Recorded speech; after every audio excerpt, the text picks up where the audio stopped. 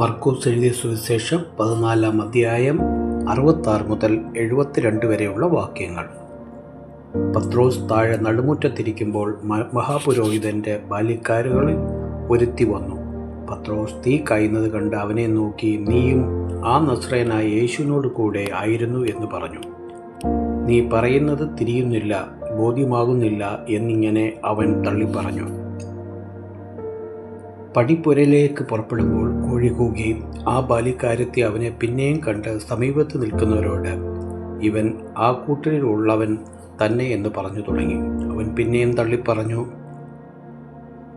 കുറേ നേരം കഴിഞ്ഞിട്ട് അരികെ നിന്നവർ പത്രോസിനോട്, നീ ആ കൂട്ടരിൽ ഉള്ളവൻ സത്യം ഗലീലക്കാരനല്ലയോ എന്ന് പറഞ്ഞു.